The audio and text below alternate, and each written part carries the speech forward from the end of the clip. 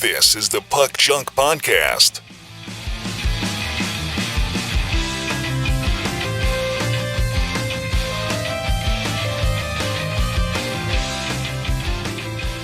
Hello and welcome to the Puck Junk Hockey Podcast. I'm Sal Berry and with me is Tim Parrish. And today we're going to talk about the 2026 Men's Winter Olympic Hockey Tournament that's coming up. This is exciting because this is the first time in 12 years that the NHL is allowing its players to rejoin or to participate, I should say, in the tournament. And we'll talk about the rosters for all the teams. We'll talk about some of the matchups. We'll give our predictions, talk about the different pools and such. So, so that's what the plan is for today. So, Tim, how are you doing? I know it's been what did I say, a hot minute? It's been a while. I don't know. And part of that's on me because I've been sick. Now I'm better. But how are you? Better than being forced to watch the Grammys. Did you watch the Grammys? Absolutely not, because I'm not forced. Well, okay, but you're like a music guy. Nothing about the Grammys has anything to do with music, and it hasn't for 20 years. So okay, all right.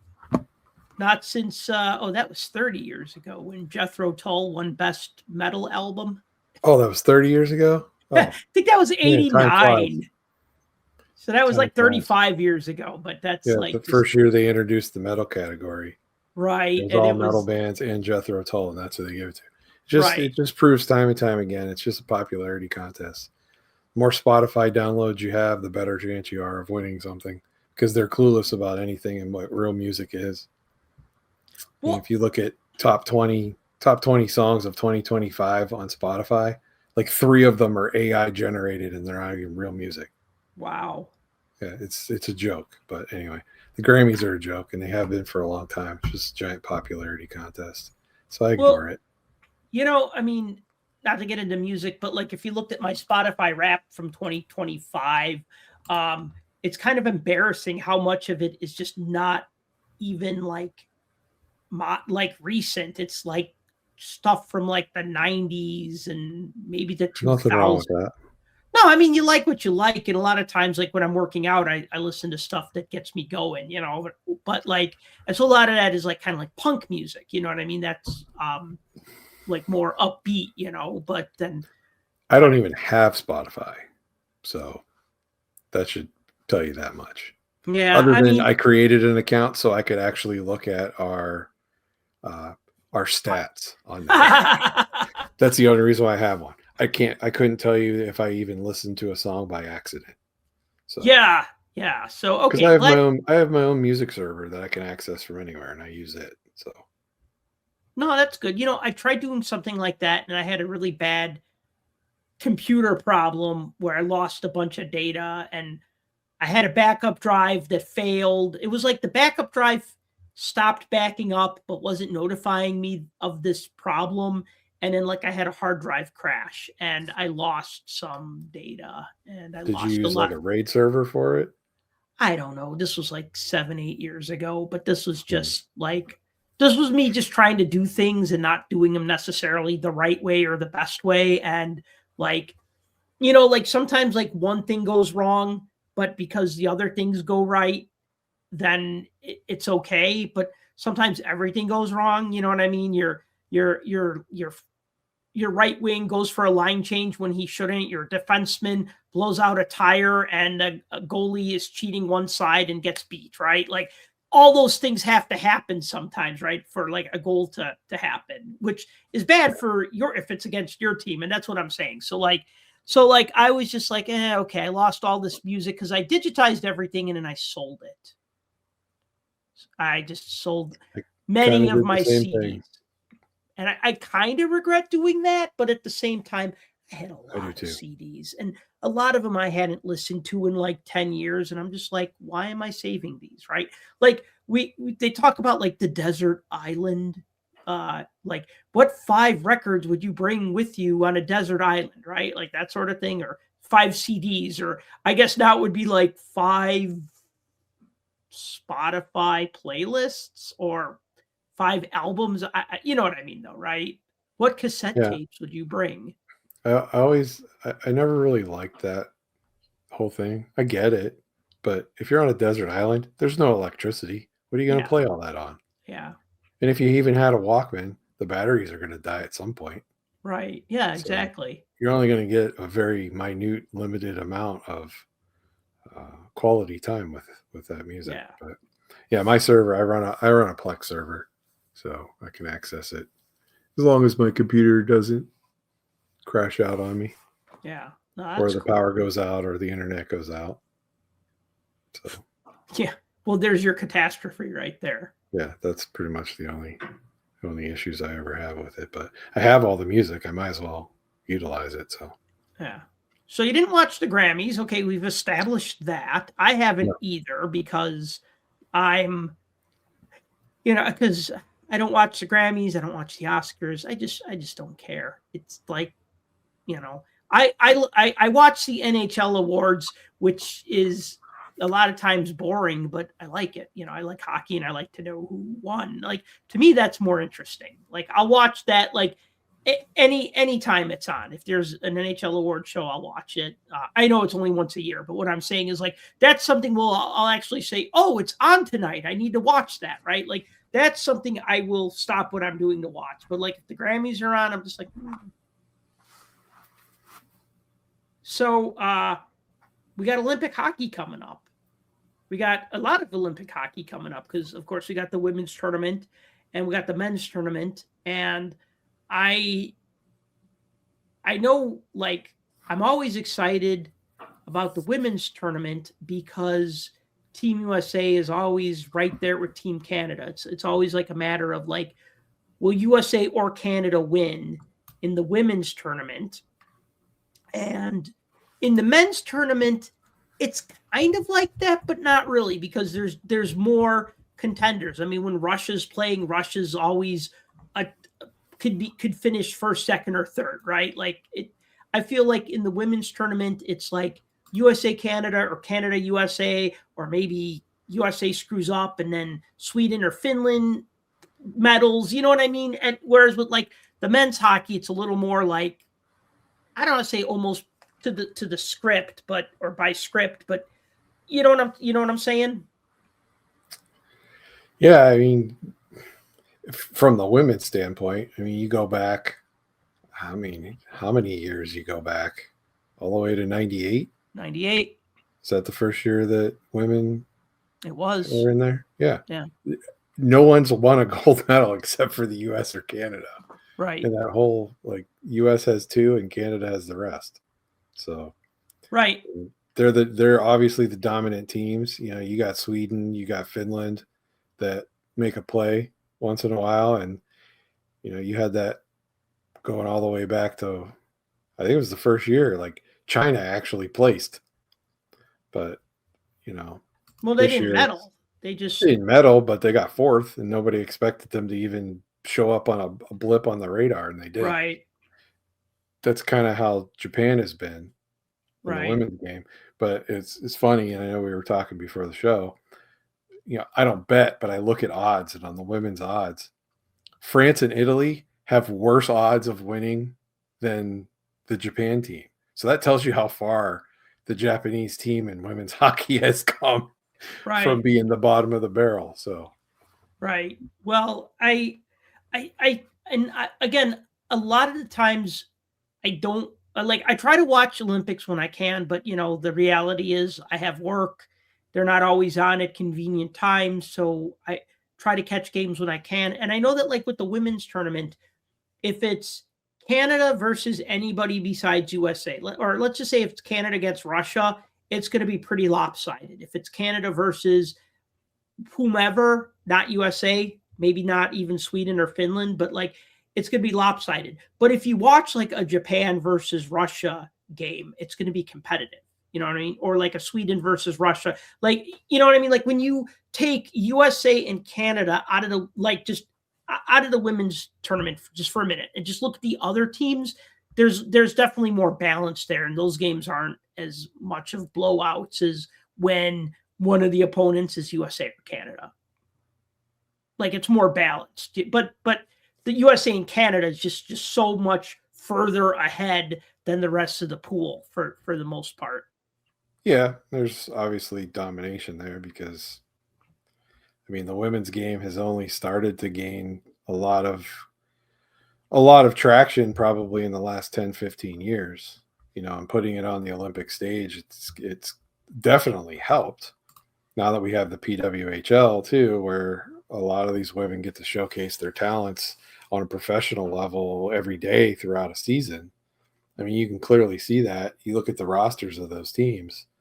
I mean, USA and Canada are stacked with PWHL participation, as well as some of the European squads. I mean, Team USA, for the women at least, they have a lot more collegiate players. Right. I mean, there's like 4 Wisconsin Badgers on that team. It's good for the game. It's definitely good for the game. All right, so we're going to talk about the men's tournament because I'm excited about this.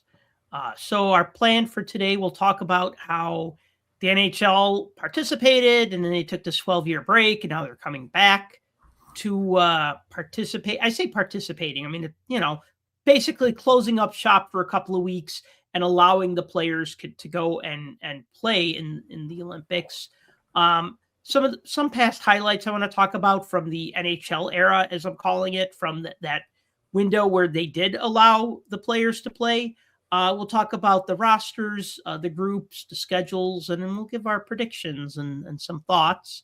But yeah, so a tournament 12 years in the making. So for those who don't know, just a little quick bit of history for you. So 1998 was the first year that the NHL said, all right, you know what?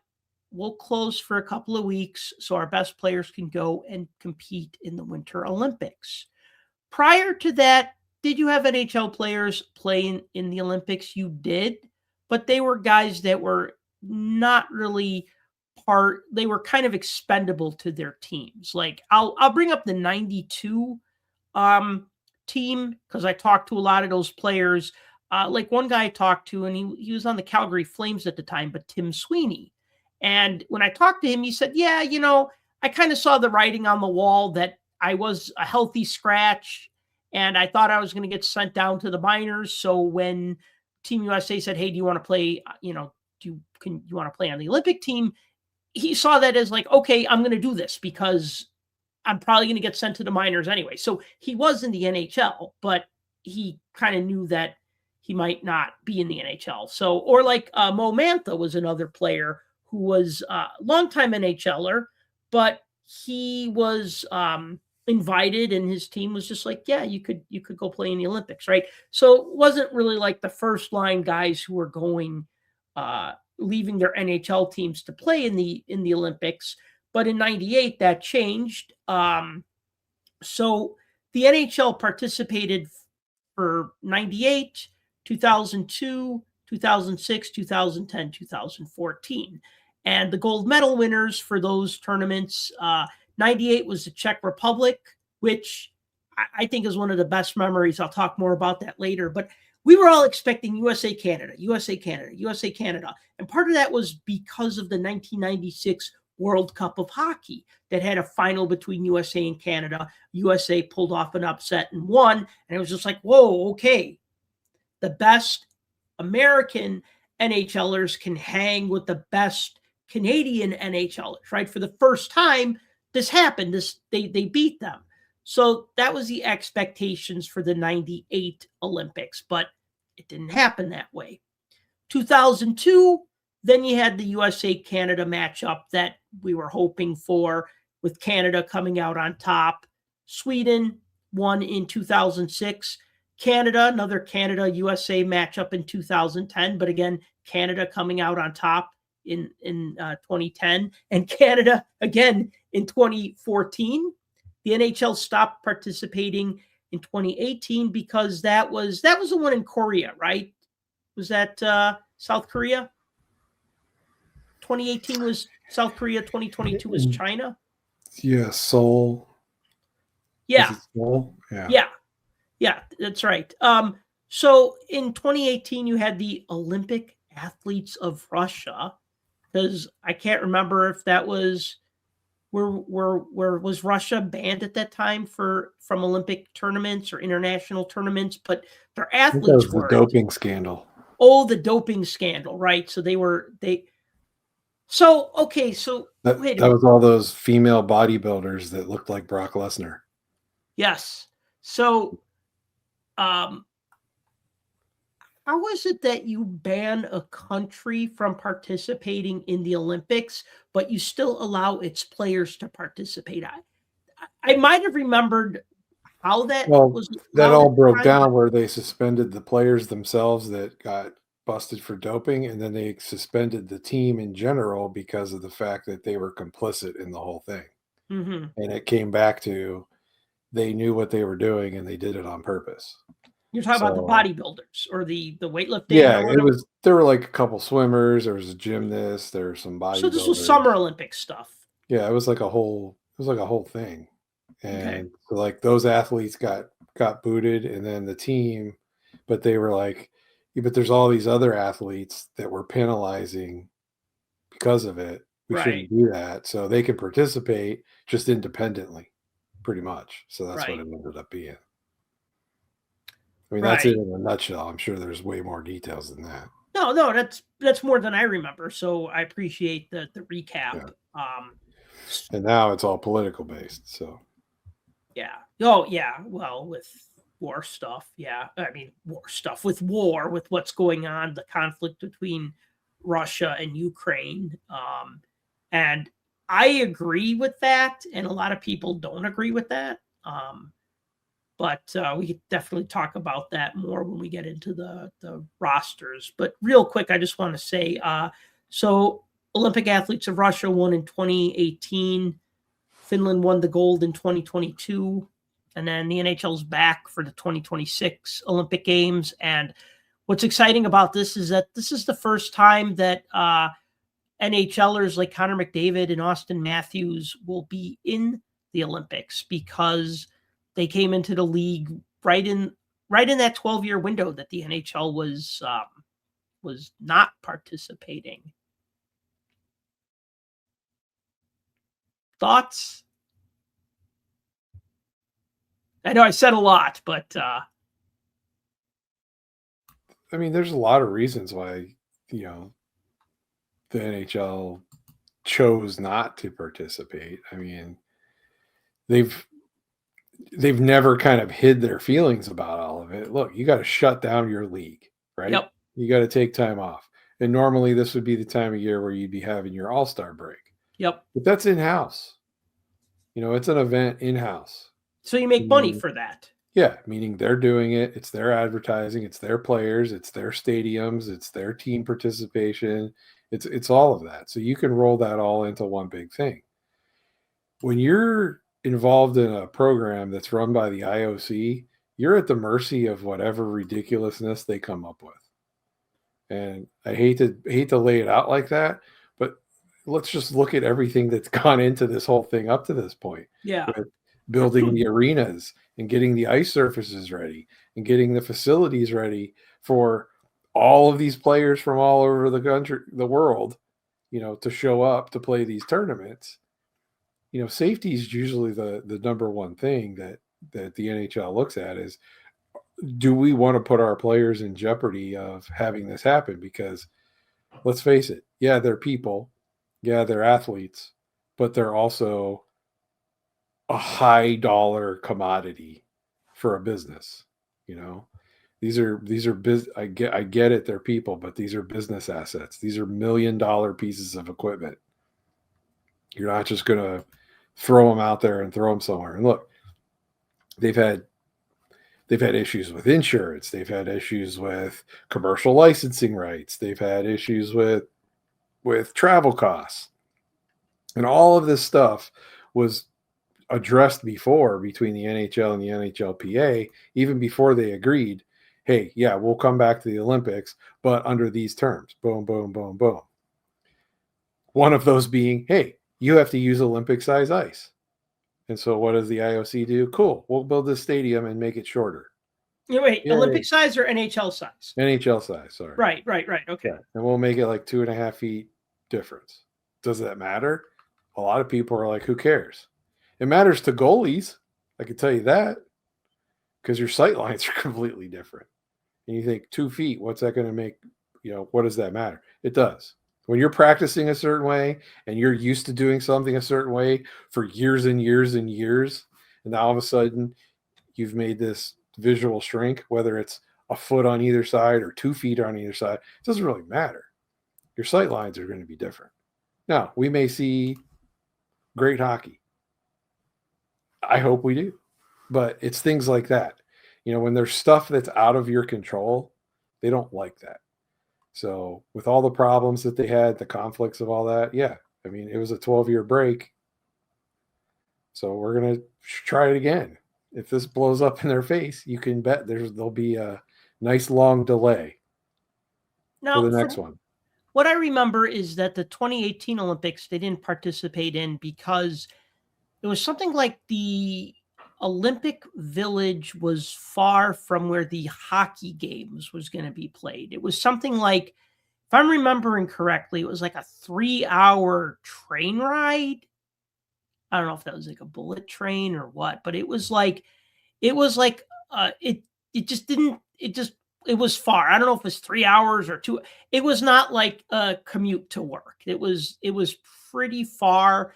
And they're just pretty much like, yeah, no NHLers are going to want to do that. And then on top of that, it was like, and these games are going to be on at like 8 a.m. in like, the United States, or depending on your time zone, right? So it was kind of like, it was going to be an inconvenience for the players. And then also it was going to be like the time slots were just not going to be good. And then in 2022, I think it was like same thing with like the time slots. And then also I think the NHL was just like, yeah, this isn't going to really grow the game in China. So what does it matter if we have NHL players in the Olympics in 2022? Like, I mean, like, I don't mean the NHL players who played for the Chinese team.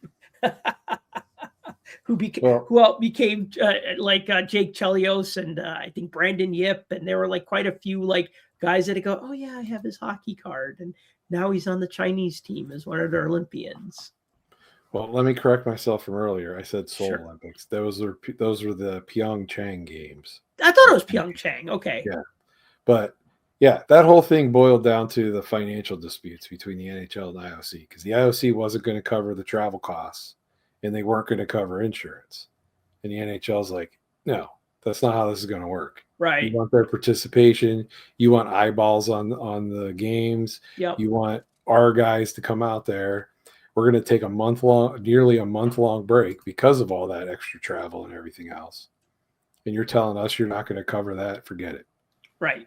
That's kind of what that boiled down to. So, I mean, there's always been that thing, but when they can agree and they can get things going, it's great hockey, and we've seen it over the years. So, I'm glad the NHLers get to participate. You want best on best, this is the only way to get it. Yeah, I agree. Some of the best on best highlights from the past that I'd like to talk about. I had 4 that just popped in my mind because, like I said, I'm geeking out about the NHLers being back in this. So I know there was 98, 2002, 2010. So there's 5 different tournaments, but like the standout moments for me, and we can talk about whichever ones these you want to talk about in whatever order, but things that I remember, like if just the NHL era, because of course, being American, we remember the Miracle on Ice. Even if we didn't watch it, we've heard about it, and we know that upset, that USA over the Soviet Union upset. I mean, that's iconic. That's like an all-time iconic. That might be just the biggest moment in Olympic hockey history, period. And then I would say the next one might be Peter Forsberg's goal from 94. And that was before he played in the NHL. So he wasn't an NHLer, but that shootout goal that he got in 94. But just thinking about the NHL era, I think about Sidney Crosby's overtime goal in 2010, the golden goal against the United States. I think about Dominik Hasek shutting out the Soviet Union. Dominik Hasek shutting out the Russians in 1998, 1-0, and the Czech Republic won the gold medal.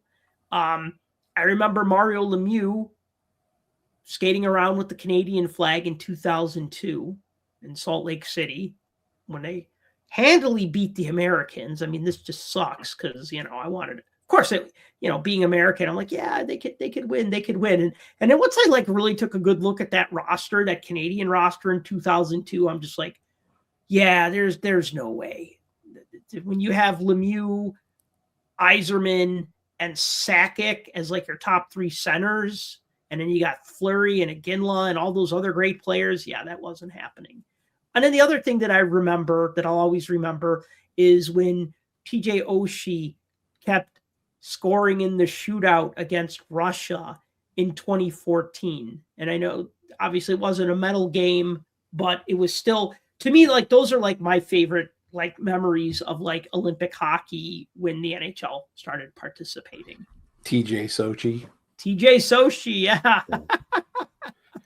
Yeah, that was insane. That guy was unbeatable.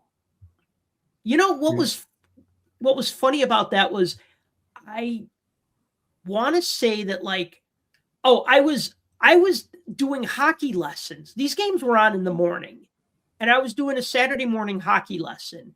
And I remember I was in the locker room, and I remember somebody said, oh, the game went to a shootout, and we had a TV. There was a small TV in the office of the hockey rink. And I remember a bunch of us crowding into the office. We had our skates on and stuff to watch the shootout. Oh my God, this is crazy, right? Yeah, it was. I remember that just because. Well, it's nuts because it's kind of different than what they do in the NHL. Because after your first three guys go, then you can reuse any one of those three. Right. Or go on to somebody different. And usually in the NHL, it's somebody different. Right. Each round. But, the first three shooters go and Oshie comes back out. And he takes the fourth shot and the fifth shot and the sixth, the seventh, the eighth. And it just keeps going. And it's just this is nuts. And I forget how many he scored, but he scored a lot of them. I mean, he kept that thing going on forever. Yeah, I think he had six tries and scored on 4 of them.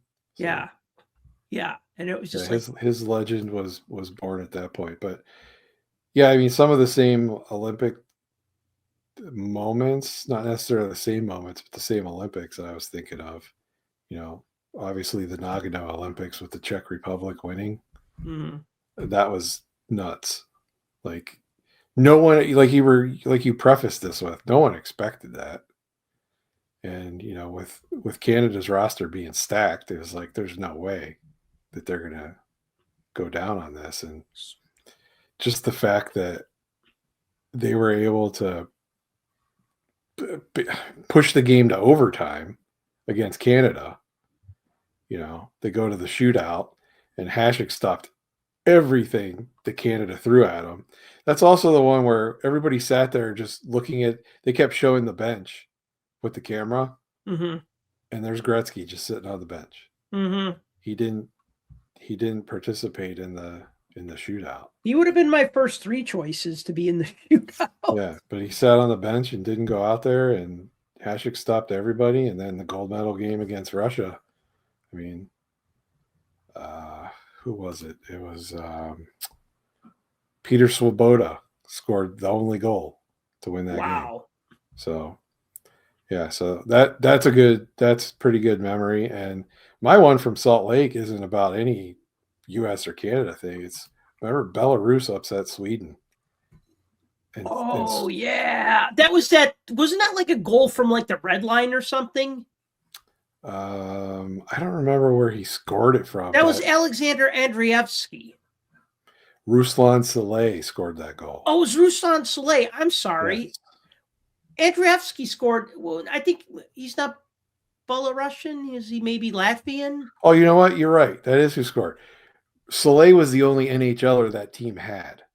Well, okay, no, to be fair, Andreevsky did play for the Blackhawks. He has a 93-94. He has 2 hockey cards. He has a Russian Stars card, I want to say in 92, 93. And then he has a card pictured as a Blackhawk in 93, 94 Upper Deck. Wasn't he already out of the league, though, at that Oh, point? long out of the league. Yeah. He was just a footnote like, hey, that guy who played 2 games for the Blackhawks, well, he's the captain for the for Team Belarus, and he scored a goal. Yeah. Yeah, I think Ruslan Saleh was like, he was a rookie that year, or maybe it was his second year playing for the Ducks. But yeah, I mean, that Sweden team, that was a stacked team. They had like Nick Lidstrom, they had Matt Sundin. I mean, that was a really good team. And the fact that Belarus was able to knock them out, that was kind of crazy. Probably not as significant as the Miracle on Ice with the U.S. back in 1980, but still, it was the same kind of underdog, upset type thing. But yeah, so I kind of remember that, and Crosby's golden goal. I mean, that always comes to mind. Oh, just because it was such a buzzkill. Yeah, it was, but also for me, I was kind of like, yeah, if anybody's going to do it, I'm glad it was Sid. Oh, of course, but like that's my homerism kicking in. But I'm watching this, and I remember like thinking Crosby, and I'm like, of course it was Crosby, right? Like of course it was Canadian Brady, getting that goal. It was a good game. I mean, it was a great. I mean, went to overtime. I mean, come on. I mean, and Ryan Miller, the USA goaltender, was named the goalie of the tournament. Although that doesn't really matter. I mean, it matters, but it doesn't. Basically, he was the goalie of the tournament, but USA finished second. But that's not on Miller. That's just on Canada just being a better team. I mean, Yeah, and that USA team is not bad. I don't fault them for anything. I mean, you got 2 of the biggest powerhouse. It's like 2 all-star teams. Of actual all-star, not the current all-star format. Like, these are the best. Here, go, fight.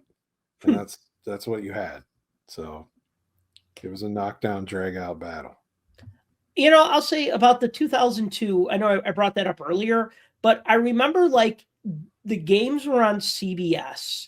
And I remember for some reason I did not get CBS in my apartment. It was like this one year I lived in a studio apartment, and like for some reason I just did not get that channel. Like it just did not come in. And so I remember watching it at a friend's house, and like I was watching it with with a friend of mine and his girlfriend, and actually, she told me years later, "Oh, you're the reason I got into hockey because you were watching hockey, and we went to hockey games and so, anyways." But I was watching it with them, and I remember when USA was just like down by a number of goals. I remember sitting there and doing the math in my head. I'm like, well, if they get 1 goal every 5 minutes, they can tie or whatever, just that feeling of doom, like watching it, like, yeah, this is not going to end well. And the other thing I'll say. And you said, okay, we thought you were crazy to think that the Czech Republic would win in 98. I was in college at the time. My roommates thought I was crazy because I was staying up till 4 a.m. watching Olympic hockey. And even though I was good at pulling all-nighters, a lot of times I was falling asleep during these games.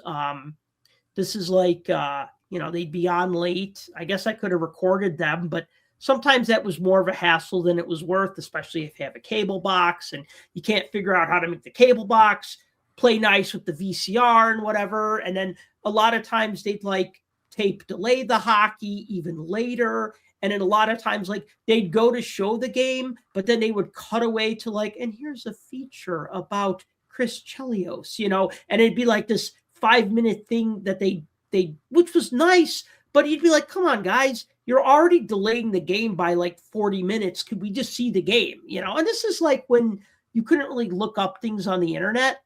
But I remember staying up till like 4 a.m. watching that Russia Czech Republic game and just thinking it was like, wow, this is awesome, because it was always Canada, Russia, Canada, Russia, Canada, Russia. USA has entered the chat, and now the Czech Republic have entered the chat. And so, it definitely showed that like the hockey superpowers were expanding. There were more of them. So, yeah, fun times. I mean, real fun times. More of them, as in there was Hasek. Well, okay, no, hold on. They did have some good players on that team. Hasek and Jágr. Yeah, and if I remember correctly, I can't discount the fact that Jágr's on the team. Well, I mean, okay, Jágr, okay, yes, Gretzky, Howe, Lemieux, Ovechkin, but Jágr's got to be in that same breath of air, right? If you're just talking about all-time great scorers, he's up there, So I mean, they had, if you have a great goalie, you'll get far. That goalie will probably get you to a medal game, maybe not the gold medal game, but like if you have a great team and a great goalie, yeah. So I don't think it was just like, oh, just Jágr. I mean, they had a solid team, and then also USA and Canada. I mean, I guess if we want to throw another memory in there that I don't have a picture of, but how about Team USA trashing their hotel room in '98 after they lost? What was it called? The Pink Elephant or the Pink Bunny Rabbit or something? The bar that they went to. Or no, they were at a karaoke bar when they should have been like getting 8 hours of sleep for their games. And then they, I don't know if they trashed their hotel room. I mean, Chelios and Roenick in their books, they talk about it differently. They're just like, yeah, a chair got broken and I paid for it or whatever. And so I don't know. Yeah, but trashing the hotel room is more of a rock star story. Yeah, then we broke a chair or somebody broke a chair and right. Yeah. I mean, yeah, it's true. The truth is in the middle somewhere. Yeah, I mean, and nobody talks about it. They've all like kind of not brought that up again, and I think that's okay. Like sworn to secrecy, right? That just adds to the aura of it. So we're going to talk about the rosters. So the teams that are in no particular order, just the order that I wrote them down on my little notepad here. We got Italy and France, Canada, USA, Czechia, Slovakia, Sweden, Finland, Switzerland, Germany, Latvia, and Denmark. Absent are Russia and Belarus because of their participation because of their invasion of the Ukraine, or Russia invading Ukraine and Belarus supporting Russia in that. So I know we could argue until we're blue in the face of like, should they be in, should they not be in? I mean, especially with the way the United States has been behaving on the world stage lately. And I don't necessarily want to get into politics.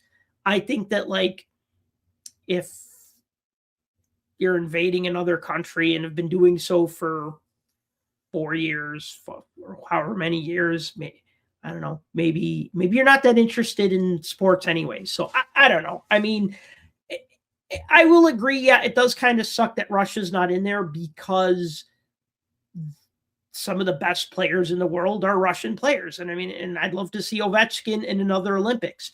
At the same time, I kind of agree with the IOC's thought process on this, but I don't know. What do you think, Tim?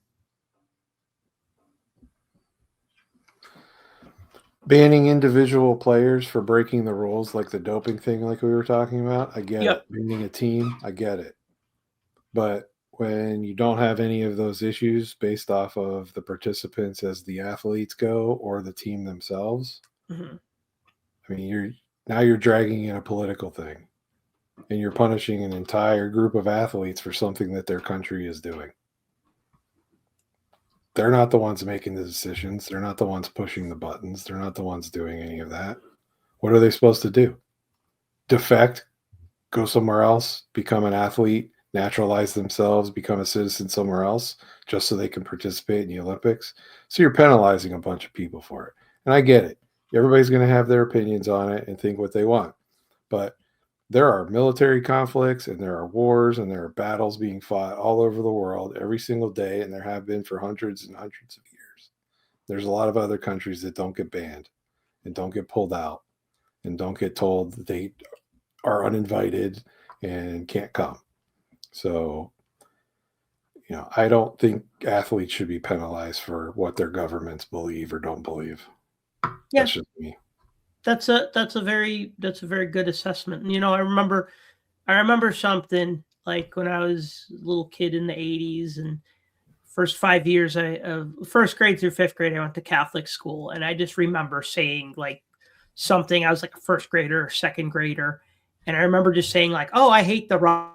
Like, stuff that you'd say at 7 or 8 years old because you hear your parents or you hear adults say that sort of thing. So you kind of say it. And I remember Sister Teresa, one of the teachers, she just put her hand on my shoulder and she said, "Don't hate people, hate the politics." And I remember that. Don't hate the people. Well, that's it. That's the era we grew up in. She said, "There's too much hate in the world. Don't hate the people, hate the politics." And yeah. I always remembered that. That's just one of those things that always stuck with me, right? So yeah, I mean, it was kind of like, remember when the invasion started of Ukraine, and everybody wanted Alex Ovechkin's thought on this? Like, what the F is he going to say about this, right? Yes, there's pictures of him with Putin because Putin's a huge hockey fan. Okay, so he's going to have, he's going to have his picture with him, right? Like someone who, like, if you're a young athlete, you might have your picture with the president of your country, right? And I get, oh, this was on Putin's Instagram page and whatever. But like, really, he had nothing to do with the invasion. So what is he supposed to say? That was just such a kind of like a messed up thing. Like, let's single out Ovechkin and ask him for his thoughts, right? Yeah, I'm tired. I'm really tired of people getting their politics from athletes and music artists and all of that kind of stuff. Everybody's entitled to an opinion, but their opinion is no different than you or I sitting here. And there's nobody sticking a microphone in our face saying, "What is your opinion of blah, blah, blah?" Because they don't care about us. They want to hear the opinions of these important people that have all this influence so that they can now turn that into a soundbite and spin it however they want. Right. And that's dumb. I mean, just a couple weeks ago, there was something going on, and somebody asked a crazy question to a tennis player that was participating in some tournament. Said something about what the U.S. did of something or other, and she's just like, "What does that have to do with tennis?" Nice. She's like, "Why are you asking me this question?" Yeah, it was something ridiculous like that, and I'm like, that's what more people need to do. Be like, I don't care. Ask me something about what we're here for. Like, this isn't a White House press conference. Like, what? I don't understand. Like, I will never understand what people's obsession is with celebrity and what their opinions are of things. I don't care. So, but anyway. Anyway, so, just looking at some of the rosters, obviously those of you watching the video version of this podcast, no, I'm not going to read all these names off of here. So for those of you who are listening, don't worry, you're not missing much. We'll just talk about some of the notable players, if any, from each team. Those of you watching the show on YouTube, I did put in red the names of any NHLers who are on Olympic rosters. First, we're going to look at Italy and France. I kind of grouped these just kind of like how, I mean, I don't want to say how I thought they'd play out, but like, I mean, when I looked at Italy, well, Italy qualified because they're the host country. So they have a team because they have to. Well, no, they want to. You don't have to have a team. You can, I mean, Japan didn't have a team in the 98 Winter Olympics in Nagano. At least they didn't have a men's ice hockey team. They opted to not have a team. So they can have a team or not have a team. And so Italy opted to have a team. And just looking down the list of names, I'm just like, yeah, I don't recognize any of these names. There's an awful lot of Italians on that team. Yeah, but I know sometimes it'd be like, sometimes you have NHLers who go and play in Italy and then they might get a citizenship and then play on their Olympic team, or you've had like guys who marry somebody whose parents are from Italy and that qualifies them, right? So sometimes you get guys who are a little like the the citizenship is a little bit tenuous, right? Like, honestly, running down that list, I don't even see any players that have dollar young guns. So I don't recognize any of those names. No scrub guns here. Yeah. Now, So looking at that's a who's who of no one. Right. Now, looking at the French team, the only names I recognized are Alexander Texier. Is that how you say his name on the Montreal Canadiens? I always thought it was Tessier. Tessier. Okay, I don't could be know. wrong. Okay. So, anyways, It's and French. then of course, I don't know. It's French. I don't know. That's a good one. And then it's all French to me. And then Pierre-Edouard Bellemare, who we remember from his time with the Vegas Golden Knights. And I think he was on a couple of the NHL teams, but I think we remember him best with the Knights. I have a couple DaCosta rookie cards too. DaCosta. Yeah, he was on the. I think he was on the Canadians. Oh, Stefan DaCosta. Yeah. Okay. Yeah. Yeah, that name sounds. Yeah, I think I actually have a. He was he around say 2011, like the Panini era? Maybe. I think I have a Fleer Showcase rookie patch auto of his. Yeah, I feel like I got a hockey card. Yeah, he is. He was born in Paris, France, and he played 10, 11, 11, 12, 12, 13, and 13, 14 with Ottawa. Sum total of 47 NHL games over 4 seasons. Oh, so yeah, Ottawa. Okay. Good memory. Yeah. Wrong team, but yeah. Yeah. Well.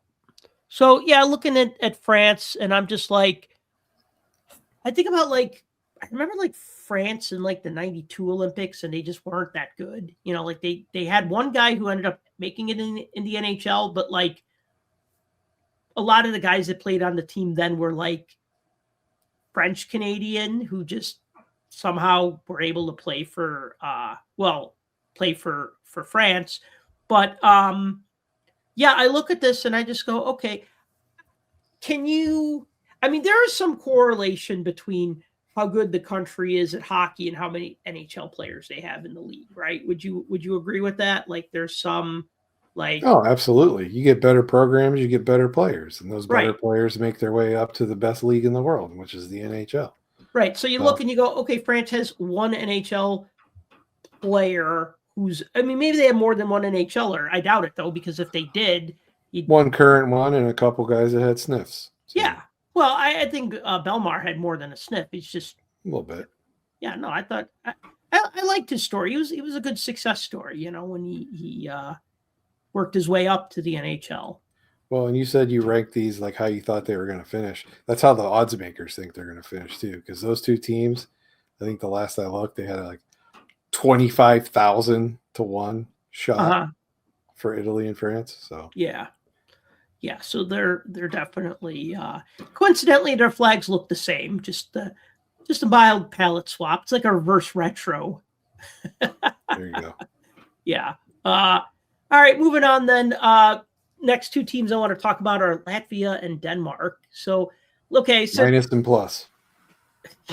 Yeah, the Latvia flag does look like a big minus, and the Denmark flag does look like an offset plus. Of course, there's also the Swiss flag, but we'll get to the Swiss later. So Latvia has a couple of they got 1, 2, 3, 4, 5 NHL players on their Olympic roster, and Denmark has 1, 2, 3, 4. Now, two things that surprised me. One is that I did not know that Teddy Bluger was Latvian. I can't share the same because he's an ex-Penguin, and I already knew that. Of course, you knew that because he's an ex-Penguin, right? So, Bluger or Bluger? How do you say his last name? Bluger. Okay. And current Penguin, Artie Party Sheloffs is one of the goaltenders. Yeah, well, couple years back, he played really well for the in the World Junior Championship, if I remember correctly.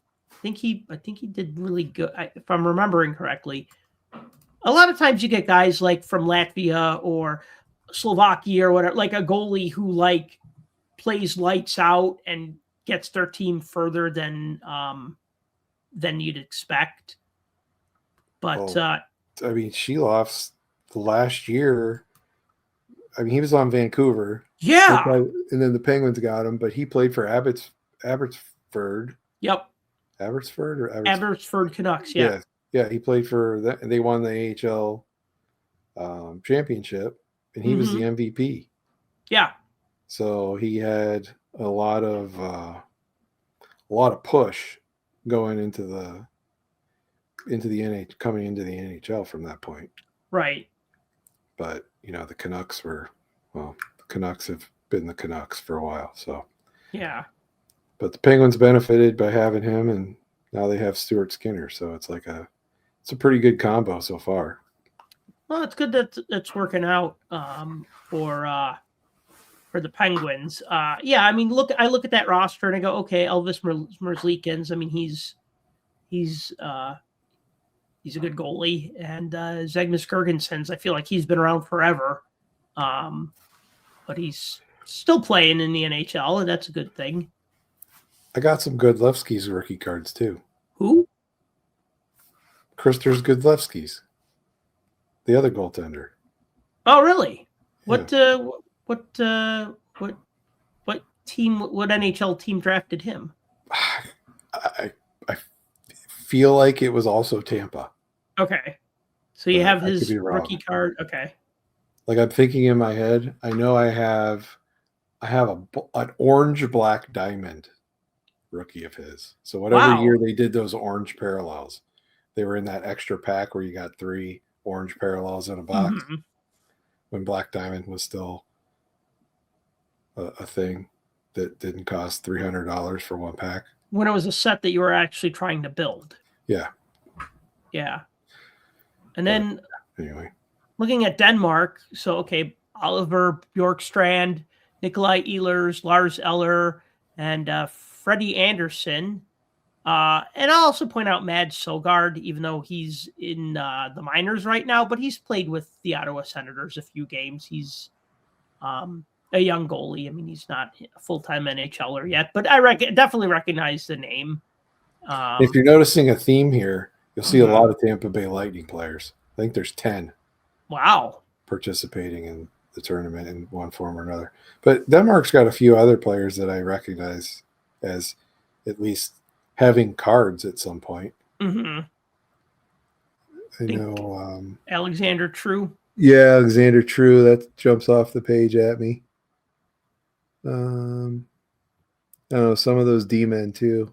I recognize some of those names. Yeah. Yeah, Mads Sogard is probably the most recognizable name on that list.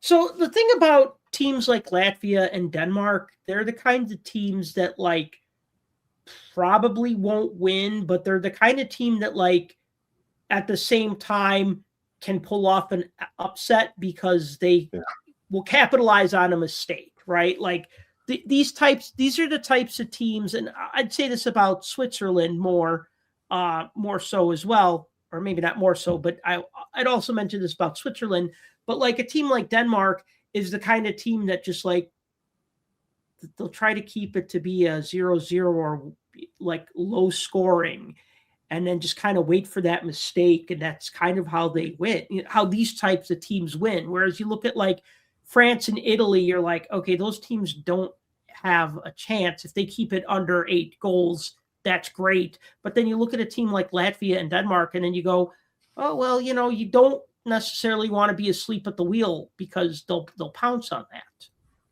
especially with a couple guys, a couple of decent NHLers in the mix, especially looking at Denmark. Yeah, Latvia, Denmark, and to me, the Slovakia team. They're the mosquito teams. They're highly annoying. They don't do a lot of damage, but they're highly annoying, and they don't go away sometimes. And once in a while, they have West Nile virus, and they kill you.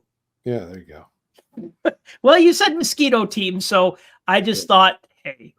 Yeah, mosquitoes don't really do any damage. I mean, of course, unless they have West Nile. But, it's annoying.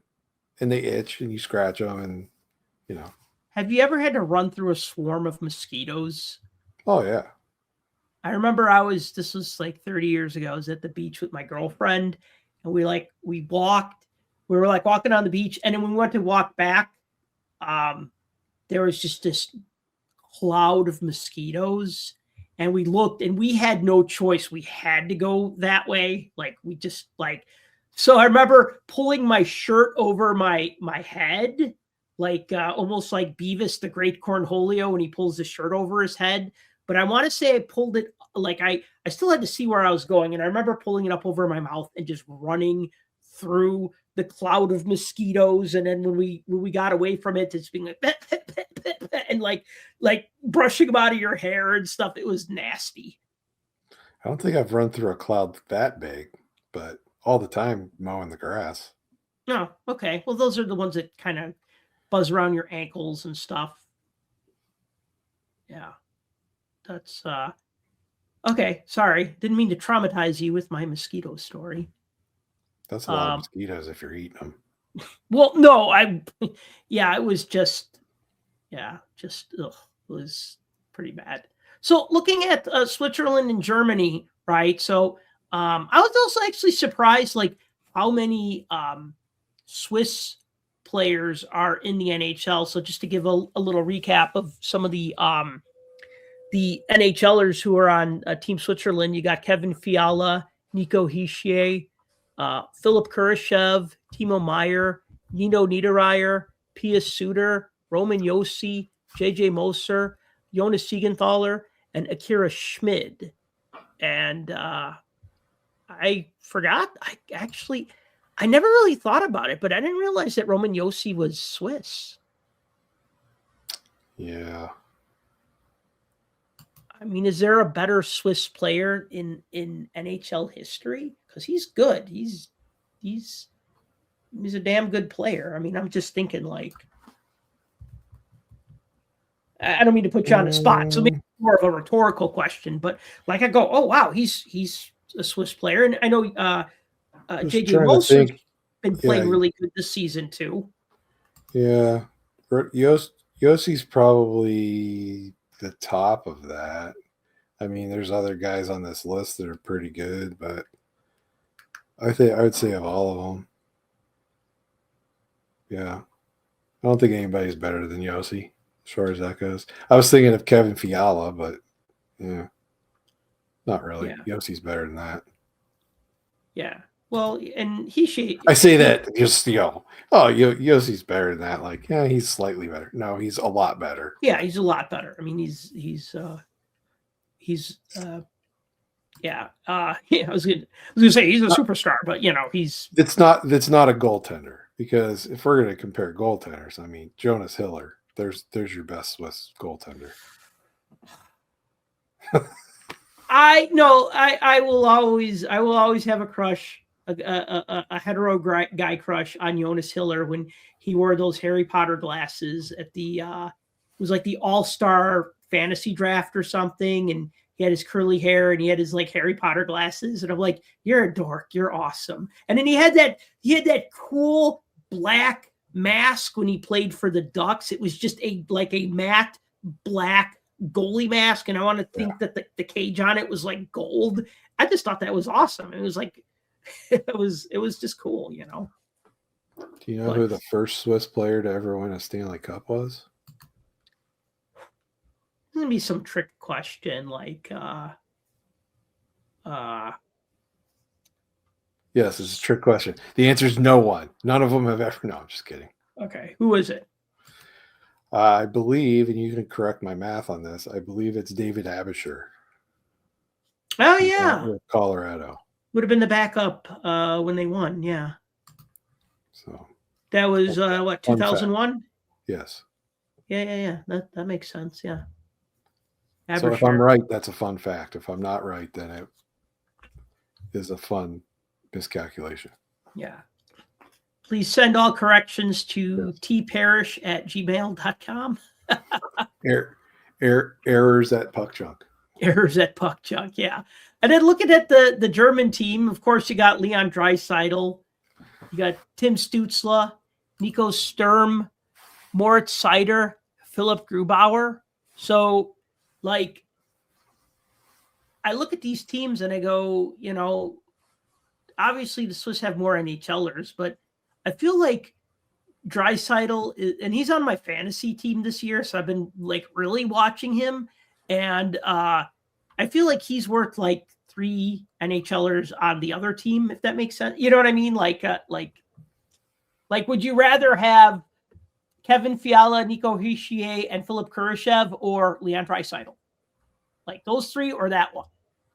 Draisaitl and like the 2 names underneath his name who play for German teams.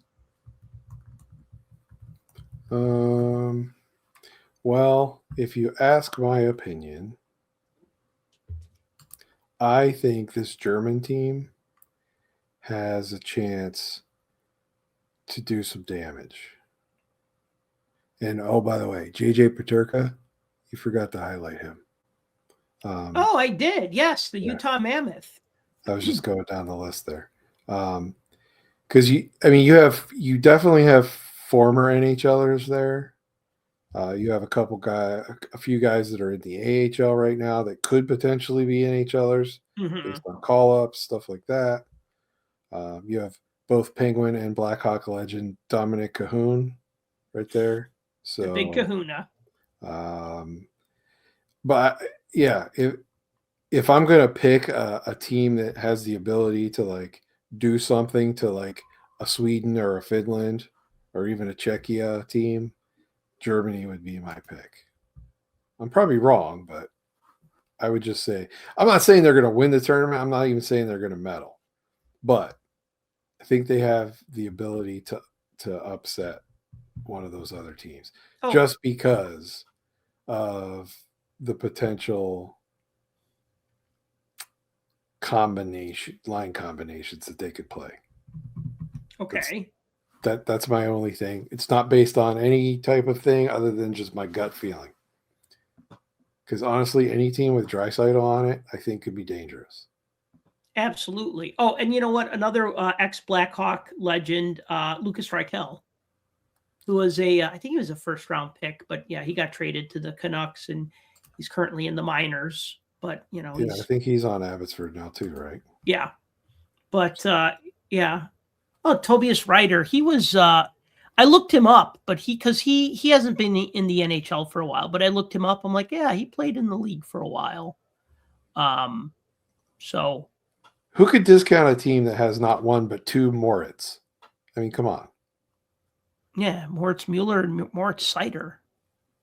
Yeah, and then I mean, of course, this was a long time ago, but in 2018, remember Germany took the Olympic athletes of Russia to overtime in that gold medal game, and the Olympic athletes of Russia won that game, but damn, it was close. I mean, when you challenge when you basically, and I get it that this was non-NHLers. Yeah, and I think that might be something in the back of my head. What's that? And I think that might be something that's in the back of my head, just remembering that Germany, did that. So I don't know. I just think they have, I don't know. I just have a gut feeling. That's all. It's probably nothing. I'm not putting money on it, so don't listen to me. All right, next up we got Czechia and Slovakia, formerly one country known as Czechoslovakia, now 2 countries, twice the fun. So Czechia obviously has a few more NHLers, but not much. Radek Faksa, can't say that name. Radek Faksa. I have his rookie card. He's pictured with the Sharks, but now he's a Dallas Star. Tomas actually Hertl pulled an autograph out of Upper Deck. Oh, really? Yeah. Hey, hold on to it. It might be worth something one day. When the autograph cards were like 1 out of 1 billion boxes. Yeah. That was my one autograph. Was Radek Faksa autograph. So you got Radek. I didn't quit my day job. So. So Radek Faksa, Tomas Hertl, David Camp, Martin Nichas, Andre Palat, David Pasternak, of course, Pavel Zacha if he heals in time, Radko Gudas, Filip Hronek, and then goaltenders Lukas Dostal, Karel Vejmelka, and Dan Vladar. So this one is like almost 50% NHLers, give or take. I didn't really count them up, but a lot of good names there, a lot of good players there. Dostal's been an up and comer. Vejmelka, he's played the most. He and as of tonight, he and UC Saros have played the most games in the season so far. So he's been an absolute workhorse for the Mammoth. Don't have much to say about Vladar, but they got 3 goalies and they'll probably play 1 or 2 of them because that's what teams usually do. I could see Dostal and Vejmelka playing. Pretty much. I don't think Dan Vladar is going to get any playing time unless one of those guys goes down with an injury. Yeah, I'm actually surprised that they didn't pull Jakub Dobas as their 3rd string goalie, the young netminder with the Canadiens, because he started the season pretty good. He's been kind of slumping lately, and he's kind of like he's definitely the backup. He was kind of challenging for the starter role, but he's kind of not there. But I would think that if you were going to have a 3rd string goalie that wasn't going to play, I think I'd go with somebody young and put them in to get them that experience and say, hey, this might be our guy in 4 years. And I think about how Team USA did that with Jonathan Quick in 2010. He was the 3rd stringer, but eventually he became the 1st stringer, So, so I was maybe a little surprised about that because there's quite a few Czech goalies in the league. And then, of course, any team with David Pastrnak is definitely one you want to be afraid of, and, look at Hurdle, of course, and Nichas, and then, keep your head up if Gudas is out there.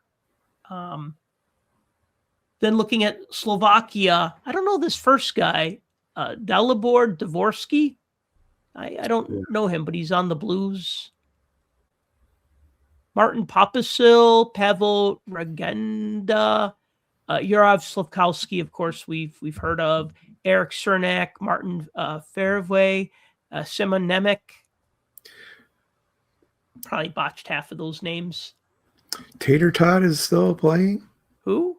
He's not on an NHL roster anymore? Who? Oh, tartar sauce. Tater Tots. Thomas Tatar, yes. I didn't know he wasn't on a roster anymore. Mm. Time flies, huh? Yeah. So I mean, I look at Slovakia. I don't really see them going very far with. I mean, again, like you said, mosquito team, and I think that was accurate when you talked about I mean, unless one of those goaltenders stands on their head. Yeah. That's their weakness right there, is their defense. Right. Yeah. Simon Nemec is decent, but those are 3rd line D pairing guys. Pretty much, yeah. And I think that sometimes you see that teams sometimes they'll take any NHLer because the NHLer, even if he's on the 3rd line in the NHL, he's going to be better than who's playing professionally in a Slovakian league or a Slovakian who's playing pro in Europe. You know what I mean? And so sometimes it's okay, who's better? Well, maybe the 3rd line NHLer is better, or the 3rd D pair is better. Best on best, but also trying to build a team that would win. I always have that conversation with people. There's 726 players in the NHL. If you're the best player anywhere else, you're number 727 in the world. Right. So, that puts things in perspective. So all these teams have to have somebody. So this is what they have to choose from. I mean, you can see their goaltenders, Adam Gahan, I don't really know him, but he's plays for University of Minnesota Duluth. So college kid. Right.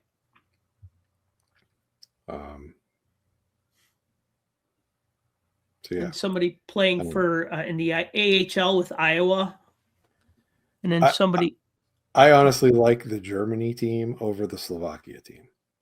Yeah, I agree. Oh God, yeah. I mean, well, again, because Draisaitl, right? I mean, that's a big plus. I don't put Germany over Czechia, but I do put them over Slovakia. No, Czechia's got more depth for sure, and then they got really solid goaltending. Yes, I'd say so. Well, they're two. I mean, Dostal has been also like kind of like hot and cold. I think he's been a little better. Well, Vemelchka, I don't really watch the Mammoth that much. And I'm still at the point where I still like I totally spaced when I see Mammoth. I still don't. My brain doesn't register that as an NHL team. You know what I mean? Like if I see Red Wings, my mind goes, "Oh, that's the team from Detroit." If I see Mammoth, I'm thinking it's some European team in like the German league or something, right? The Deutschland Mammoth or the Berlin Mammoth or something, right? You know, like my brain still hasn't like said, "Oh, that's an NHL club." Well, he's one of the carryovers from the Coyotes, so yeah, and I think he was originally. I think he was drafted by the Predators. I think you're right. Yeah. Okay, and then we get now we're getting to teams that are pretty much entirely made up of NHLers. Finland has pretty much their entire 25-man roster minus one player. They got one player who doesn't currently play in the NHL, and the rest of them do. I mean, just to give some of the highlights. I mean, I don't want to read all the names here, but just looking at well, I mean, you'd recognize most or all of these names. I guess I don't know. Sebastian Aho, the good one, not the bad one. Yeah, Sebastian Aho, right? You got Rupe Hintz. You got Arturi Lehtinen, Rantanen, Anton Lundell, Mikko Rantanen, yeah, Teuvo Teravainen, Henny Jokiharju, Issa Lundell, Ali Mata. Penguins legend, Olli Mata. Olli Mata, Penguins legend, yeah. Rasmus Ristolainen. And then goalies, you got, names that I love to say. You got Ukko-Pekka Luukkonen. You got Kevin Lankinen, or Clanks, as I like to call him for short, like K and then Lank, Clanks.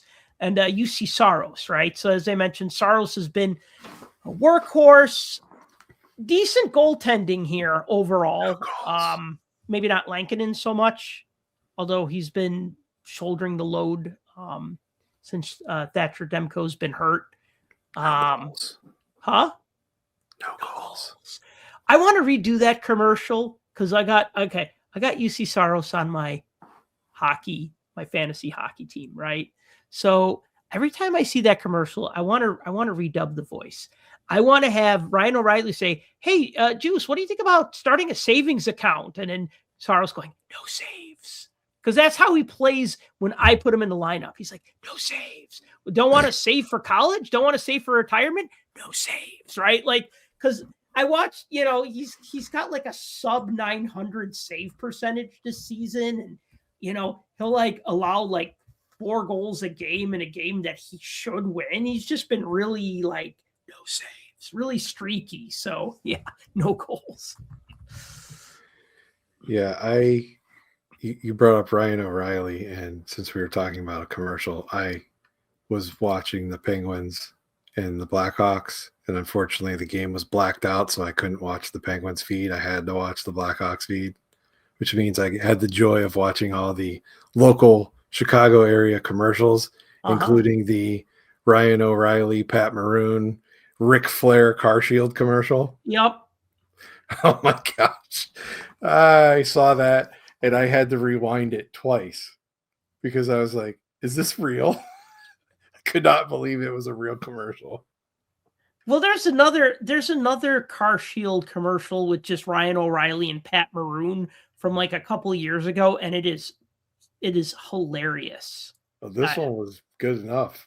It was okay. They were getting their hockey haircuts, but this is another one where they were like, I won't get into it. It was just a really funny commercial. I'll just say this was just them on the ice talking, and Pat Maroon kept like poking at Ryan O'Reilly, and then all of a sudden you hear the Ric Flair woo in the background, and he comes walking out onto the ice, and I was just like, "What is happening?" Oh, It's I like don't the think I most saw that. bizarre, weird dream that somebody would have. So I will tell you this because this is super important. I remember one day when I saw a Blackhawks game, Ric Flair did shoot the puck at center ice, and he nailed it. Wow. Yeah. So It's more than you can say for the guy that the NHL rolled out for the outdoor game the other day. Oh, I kind of had that on. I watched that outdoor game and I enjoyed it, but like the It was the intermission. best outdoor game they've had yet.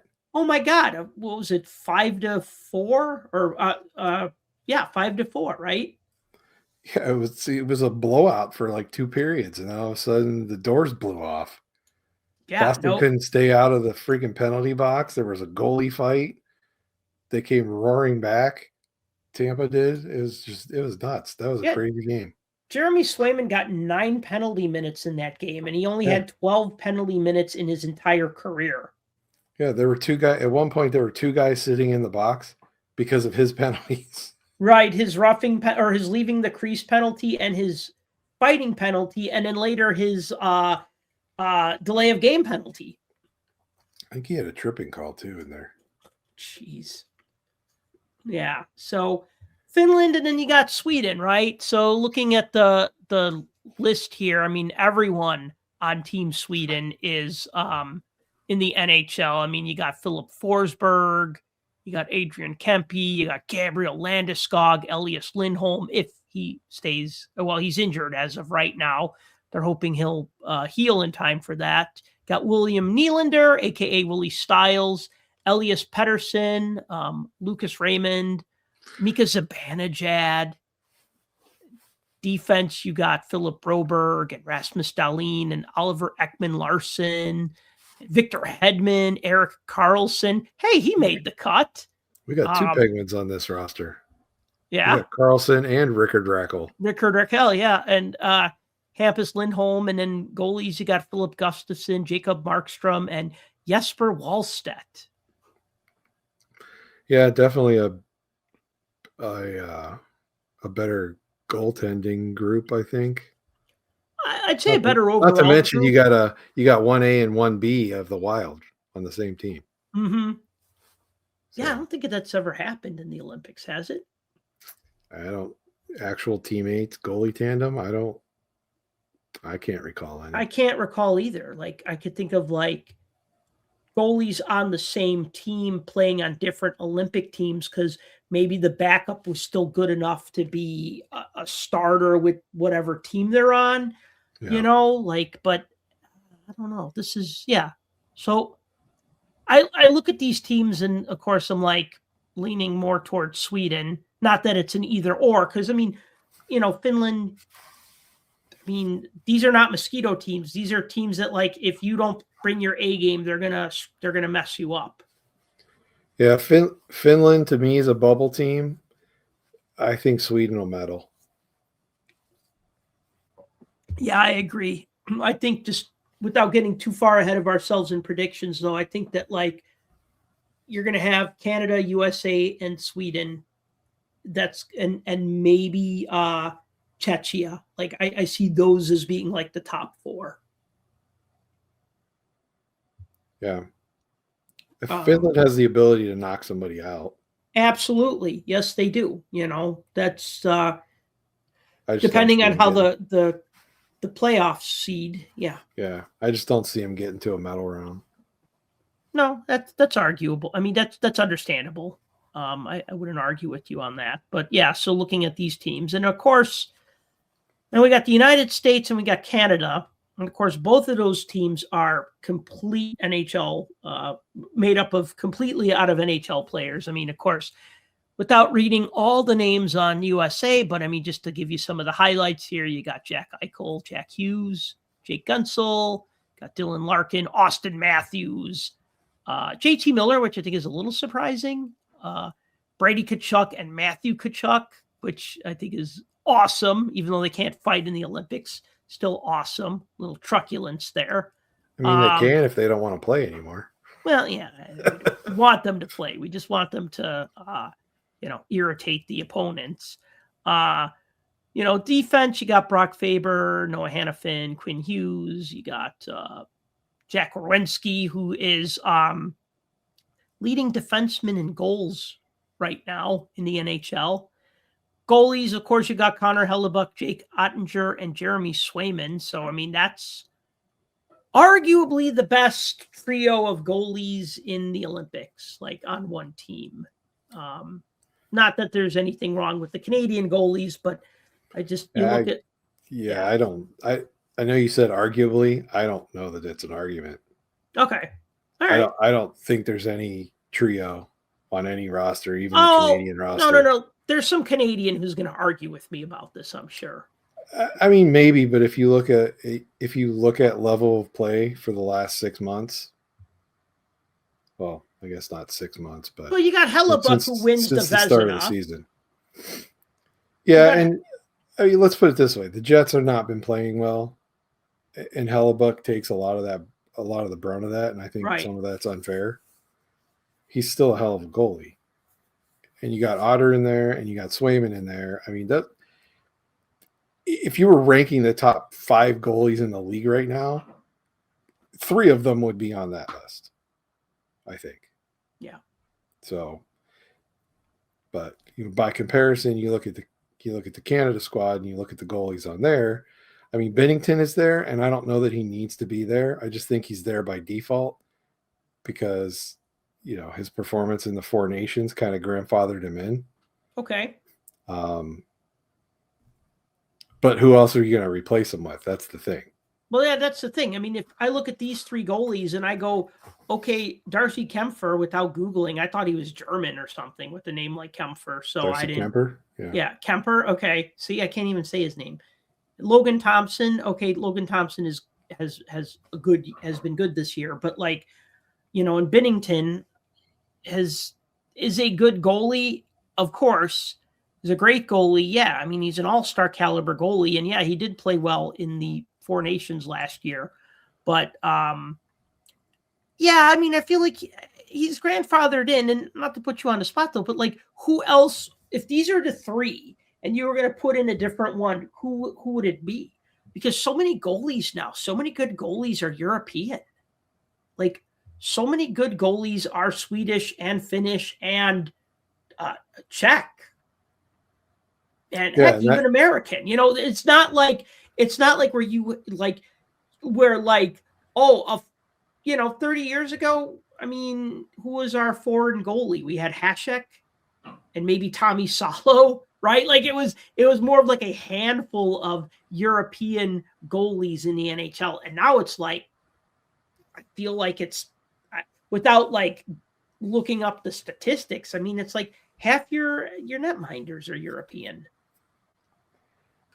I mean, the argument has been since they announced these rosters that you don't have Aiden Hill. Okay, fine, but Aiden Hill has been hurt. He was out since October. Okay, he had that lower body injury. You don't have Sam Montembeault on here, but he's also not been playing well. Right. I mean, let's face it. His save percentage and his goal against average are nothing to really write home about. So you got Darcy Kemper on there. I mean, he was a Vezina Trophy finalist last year. So he had, 2 really good seasons with the Kings. He got a Stanley Cup with the Avs a little further back. You got Logan Thompson, he's basically been playing lights out for Washington. So I don't know. Like I said, he's there. They had to fill a roster spot with somebody. I can't think of anybody they could replace him. Right. So that's really it. I mean, I don't have a problem with it because I don't have a solution, I guess. So that's why I don't have a problem. Yeah. I mean, Mackenzie Blackwood, Scott Wedgwood, I don't know. Those guys are kind of interchangeable. I mean, they're doing good, but I think that's more because of the team that's in front of them. They're playing good on a great team. So, but neither of them have big stage. Right. I mean, they're not Stanley Cup guys. They're not previous Olympic experience guys. They're not previous big tournament guys. So, I mean, you got to give Binnington that. He's played on the big stage. So. Yeah. So looking at the Canadian roster, just to pull some of the highlights, and it's actually hard to not read one of these names because they're all so good. I mean, yeah, Macklin Celebrini, Anthony Cirelli, Sidney Crosby, Brandon Hagel, who's been great this year, Bo Horvat, Nathan McKinnon, Brad Marchand, Mitch Marner, Connor McDavid, Braden Point, Sam Reinhart, which, okay, he was added late and he should have been added in the beginning. Mark Stone, Nick Suzuki, Tom Wilson. Then defense, you got Drew Doughty, Thomas Harley, Cale Makar, Josh Morrissey, Colton Parayko, Travis Sanheim, Shea Theodore, Devin Taves, and then the goalies, Jordan Binnington, Darcy Kempfer, Logan Thompson, right? So now we talked about the goalies already, but I mean, you look at those forwards and you say, how is Canada not going to win the gold this year? It's hard. It's hard to look at either of those teams on paper. I guess you have to give the slight edge to Canada just because of that forward squad. Yeah, are you serious when you say slight edge? Yeah, because overall, if you look at offense versus defense, defense wins championships because I'm an old guy, and that's what I will say till the day I die because it's proven true almost year in and year out in every sport. Yeah. So if you look at this, the forwards outweigh Canada over US. Right. But I think the back end, I mean, you could coin flip on the defense and we can have a discussion about that. But I think the defense leans to Team USA, and I think the goaltender definitely leans to Team USA. So you would pick that Team could come down USA's as the difference. You picked Team USA's defense despite Canada having Cale Makar, who's arguably the best defenseman. Or, well, I think did he win the Norris last year? I would take. Doesn't matter. Anyways, you would take. I would take the USA team defense over Canada. I mean, okay, and I also noticed Quinn Hughes is on the Wild. I was going to say, with Brock Faber and Quinn Hughes and the chemistry that they've had together since the trade, it's insane. Oh, yeah, sorry. That list that I copied was old, so it didn't have that trade reflected in it. So my bad on that. Quinn Hughes, Minnesota Wild. And you got Zach Werenski on there. You got Slavin, who's outstanding. Jake Sanderson, who has been playing very, very well. And McAvoy's always a wild card because he has Norris contending potential almost every single year. And I look at the other side, Morrissey's good. Makar's great. No one's jumping off the page at me after that. Well, Harley did really well in the Four Nations face-off last year. He did. Sanheim's had a good season too. But if I'm putting these up against each other, I'm going to go Team USA on defense. Okay. Like if we're talking, what do you got? 3, 4, 5, 6, 7. We got 8 guys on defense on each team. Like I would go 8-5 US to Canada. And like goaltending, I would go 3-0 US to Canada. Okay. So, but that's, and like I said, defense could make the difference here. If the defense can shut down on offense, and if they can play stifling type defense against those forwards over there, it's going to be a dirty goal that wins this. It's going to be something that it's going to be a softie. It's going to be something that shouldn't have gone in. It's going to be a deflection. It's going to be, it's going to be some kind of bar down shot that should have been stopped. That's what it's going to come down to, I think. Now, again, I'm wrong about most things, so watch this come down to like it's going to be a 12-11 final or something. But that would be fun. That would be so much fun. That would be absolutely crazy. But I'd hate to see the goals against average for whoever goaltenders are in. Doesn't matter. Those wide open games are exciting, and those 1-0 games are just complete nail biters for the whole 60 minutes. And you're just like it's almost like I don't know, like when I watch a game and it's like a 0-0 tie in the third with 3 minutes left, and it's just like my anxiety would be at like an all-time high for that. But if it's 6-5 and we're down by a goal, I feel like, oh, we could do this, right? Or I don't know, I feel like those wide open games are just more fun, and it's just, you're and they are. I mean, everybody likes offensive like explosions. People like that because defense is boring. But I'm more of a defensive type person. I'd rather watch.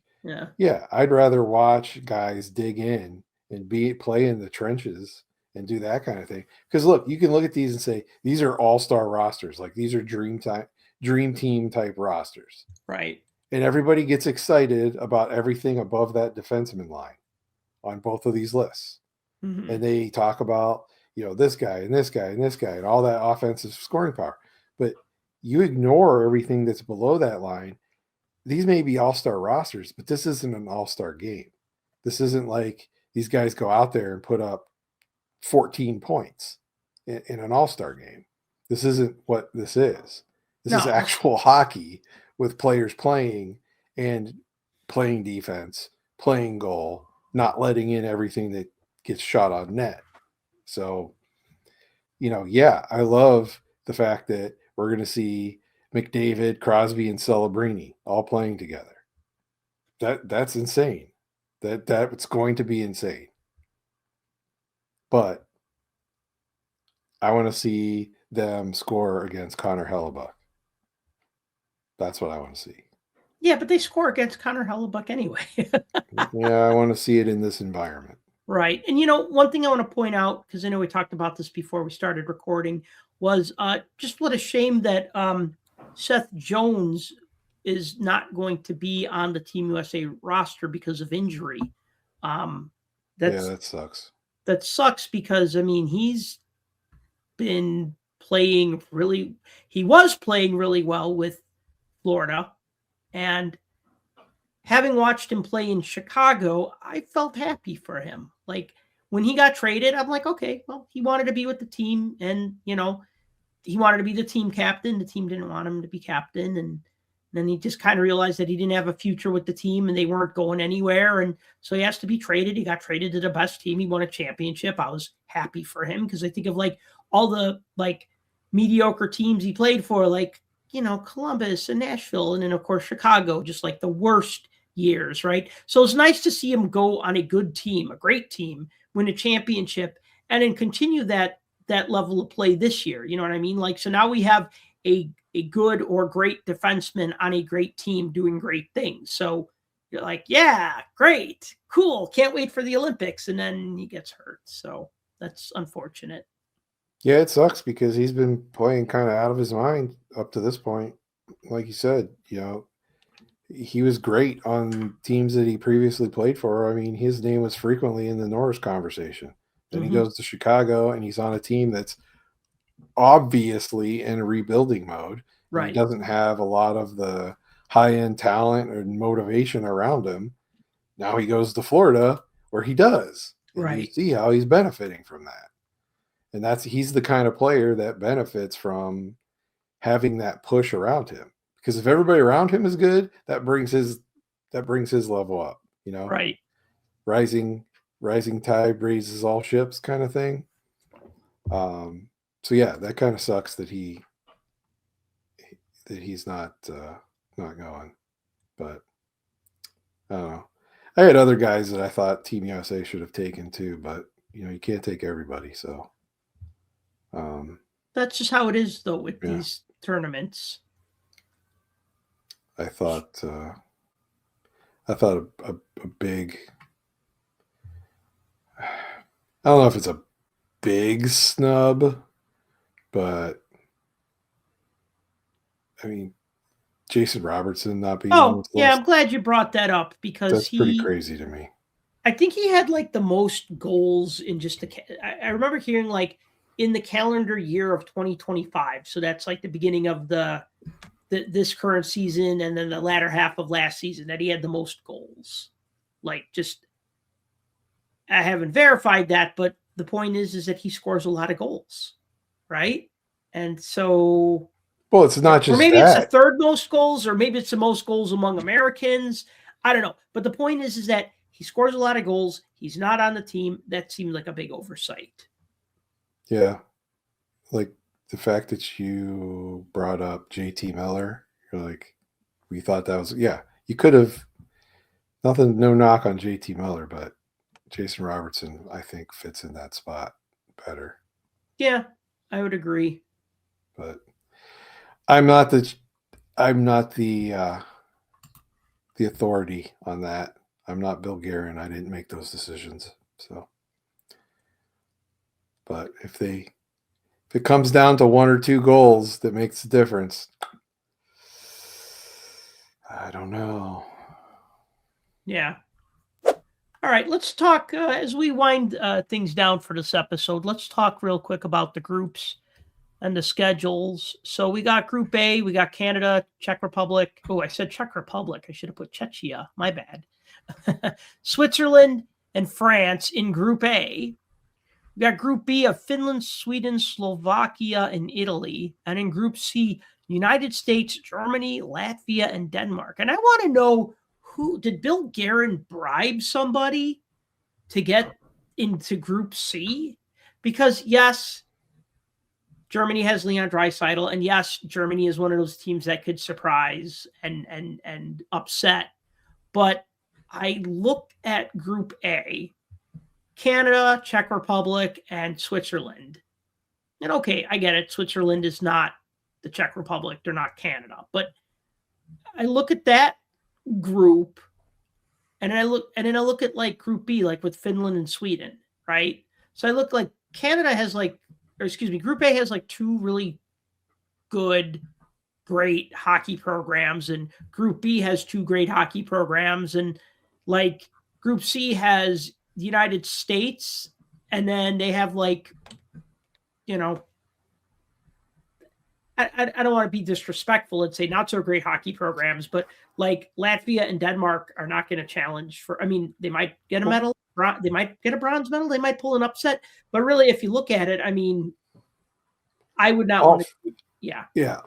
I know what you're saying. All 3 of these groups have a rollover team, in my opinion. You got France in A, you got Italy in B, and you got Latvia in C. Right. Those are your rollover teams. Then you got it's hard to say the other teams aren't viable, except for maybe Denmark. Germany, a lot of people are probably counting out as a pushover team also. But there's no way you can count out, certainly not Finland and Sweden, and definitely Slovakia and the Czech Republic. Right. The Swiss, they're the Swiss to me are probably more like Germany within their division. In the tournament, probably not. But within their group, I would say they're like that. Right. They could do that flyby, buzz the tower kind of thing, make people talk, but, And now watch, all of us counting out Italy and France. Watch. The gold medal game. Italy and France. Oh, I should pay that. I should place that $1 bet then, and it's 25,000 to 1. So yeah, is that how gambling works? If I bet $1 and the odds are 25,000 to 1, does that mean that I win 25,000? If pretty much. Okay, yeah. Well, I should start betting on the underdogs. Now you'll never know because everyone will turn off the TVs because no one will watch that. Yeah, I look at this and so of course the the teams play within their own pools and then they get reseeded and actually I don't really understand how it works with 3 groups. Makes more sense with 2 groups or 4 groups. I'm used to like the four groups, or excuse me, the two groups where like one plays four and two play. They cross divisions or whatever. I'm not going to really explain this because I don't know how to explain it, but just looking at this though, I just go, yeah, like USA. I mean, they should win their 3 games. They should. Well, I mean, they do this round robin. Yeah. Right? So you play your 3 games in your division, in your group. So after the round robin play, however the rankings go, they rank the teams 1 through 12. Right. Based on their position, their points, the goal differential. I don't know. There's different tiers to the tiebreakers. And then it ends up being like all the group winners plus the best second place. And then that's the end. I mean, that's pretty much how it plays out from that point. Got it. Okay.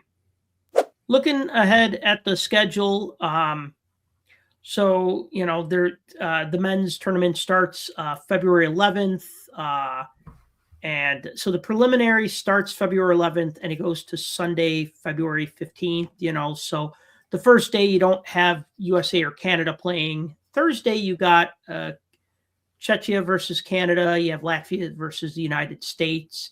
And I look at that already and I go, oh man, Thursday's like my long teaching day. I got like an early afternoon class, so I got to leave at like 11. So I'm like, okay, I'm going to miss the Canada Czechia game. And then I'm going to be teaching when the US game is going on. So, and I got a night class. So yeah, I'm like, all right, I'm already going to miss that. But then I look at Friday and Saturday and Sunday and I go, okay, I'll be able to watch all those games. So that's cool. So, you think you're going to be able to watch any of these games? I know that like you work and you have like more of a traditional schedule than I do. I'm kind of like sometimes afternoon, sometimes night, sometimes I'm off. Well, the good thing for me is since I'm not really on social media at all, I don't see updates as quickly as everybody else does. And I don't really run the apps on my phone or the little tickers or all of that kind of stuff. So in most cases, all of these are going to be broadcast live and then they're going to be broadcast again later in prime time. So I may be able to watch them the second time around because if you've ever looked at the time zone map, where we are on Central Time, we're 7 hours different from where they are. Right. Playing these games. So all these games that are rolling out at 6 a.m. in the morning, I will not be watching those. Right. I guess 6:10 a.m. for the Group A Switzerland-France game on Thursday is 5:10 our time. So, yeah, that's not happening. Right. Oh, yeah. Yeah, that's right. I like hockey, but I don't like it that much. Yeah, they're an hour ahead. I forgot. Right. Yeah. So Eastern time is. So yeah, you're right. I'm not getting up at 5 to watch Finland versus Sweden, but I would totally watch that at noon if I was home. And even those 10:40 games are really 9:40 our time. Yeah, that's something I could deal with that though. I've done that before, like during like NHL Global Series, like whenever I was able to catch those. Yeah, I would watch those if they were on early. 9:40 on a weekday for me. I'm in the heart of the muck at that point. Yeah, no, I mean this is especially like if I'm teaching like a night class or if it's like a day I don't teach. But yeah, so that's the preliminary. And then you got the playoff schedule, which goes Tuesday, February 17th through Sunday, February 22nd. Of course, I'm grateful that like we got our semifinals and our bronze medal and gold medal games Friday, Saturday, Sunday, as it always is, So it's just kind of nice that like, that at least they're kind of smarter about that, of course, Sunday being a better day to have a gold medal game than, Thursday at noon or whatever. What are your thoughts? As we talked about like, USA and Canada are kind of like the favorites. But then who do you think are some of the dark horses that might challenge, maybe mess things up for USA, Canada? Well, like I said, I think Sweden is certainly a medal contender.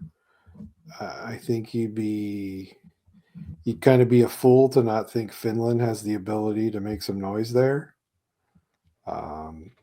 And certainly the Czechia team and the German team, to me, I think could play upset to somebody. Mm-hmm. Like I would not be shocked if either of those teams were playing for a medal in the end. It'd be a surprise to most people, but I'd be surprised also, but I also wouldn't be shocked. There's a difference. Yeah, I mean, in my mind, just my kind of unofficial rankings, but okay, yeah, you got Canada, USA. Well, of course, I want to see them play in the gold medal game. No, let me rephrase that. Being an American, it's like, hey, let's see Canada not make it to the medal round. No, I want to see best on best. Like, I feel like if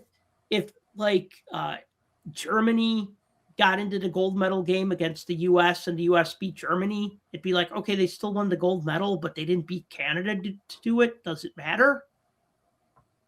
Yeah. Yeah, I kind of agree with you. It you. does matter. Yeah.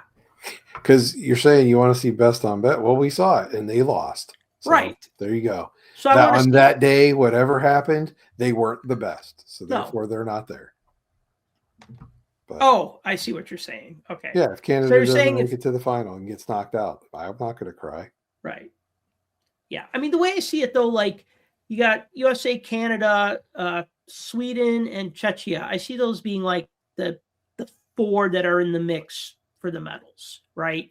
And then I see Germany and Finland being a team that could pull off an upset and make it into the medal round. Like I feel a little bit stronger about Sweden than I do Finland, but I'm splitting hairs because they're both really good teams, and you could have like they might say this team is 1 and this team is 1A, or it's 1A and 1B, but they're still really good. So sometimes the 1B can beat the 1A. You know what I mean? It's if this was just all on paper, who has more NHLers or who has the best NHLers, then that's not really how it happens, though.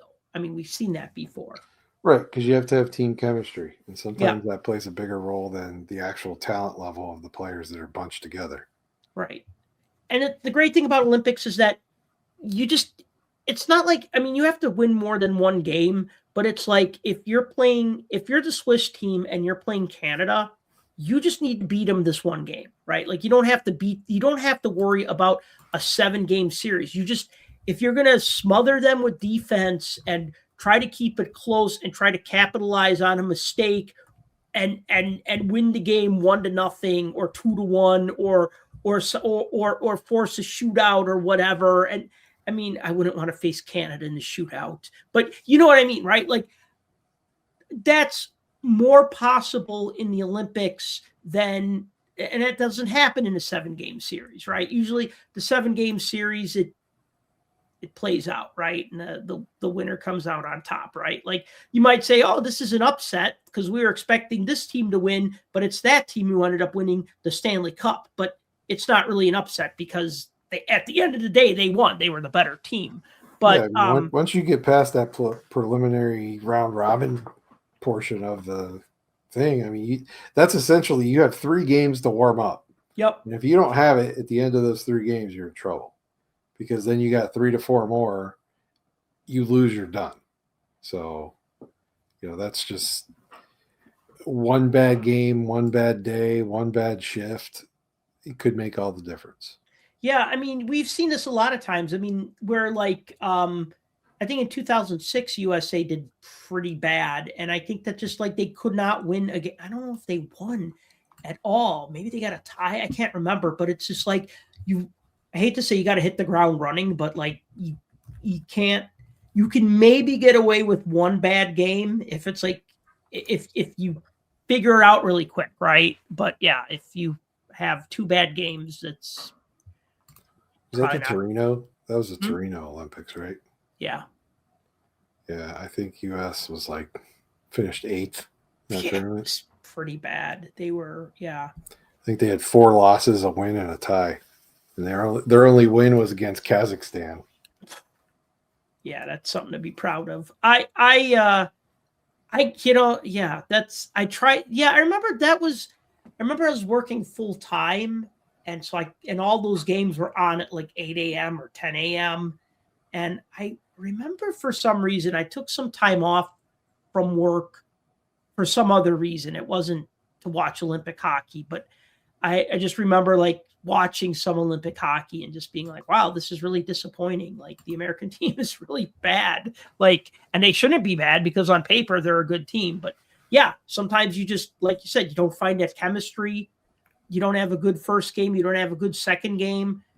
And then the other teams capitalize on those mistakes. And then all of a sudden you're 1 win and 2 losses. And then you're not in as good of a position in the qualifying, the quarterfinals. And it just kind of goes downhill from there. But I'd like to say I don't see that happening, but who knows? This is exciting. This is like 1998. Why you play the game? Yeah, this is like 1998 all over again, right? Like it could kind of go any which way. I don't think so though. I think that like USA hockey's gotten a lot better in the past 20 years than or over the past since 98. Yeah, and you certainly can't compare this team to the 06 team. No, for sure. Especially with the goaltenders. Who'd we have back then? Like Robert Ashe and John Graham and Rick DiPietro. Yeah, no thanks. Yeah. Pass. Wow. Yeah. All right, Tim, any last thoughts before we put a bow on this one? Because this has been a good episode. My last thought is USA, USA, USA. Is that who you think is going to win gold? Boo Canada. Okay. That's my last thought. Yeah. So I'm thinking USA gold. US. Boo Canada. USA gold, Canada silver, Czechia bronze. There. Ooh. Yeah. Wow. Why not? All right. I'm not putting any money on this. And if somebody wants to call me out on social media in a couple months, like, oh, you were totally wrong, I don't care. I still think Sweden's going to get the bronze, but that's just me. So you're still thinking USA, Canada, and then your third place is Sweden. Yeah, that's what I'm thinking. All right. That's where the smart money goes. All right. Well, I guess that's it then. So, folks, thank you for listening to the Puck Junk Hockey Podcast. As always, if you've enjoyed this show, please be sure to like and subscribe. If you like to read, check out the Puck Junk newsletter at puckjunk.com/newsletter. And if you'd like to support this podcast, you can do so by purchasing a t-shirt at shop.puckjunk.com. And until next time, collect what you like.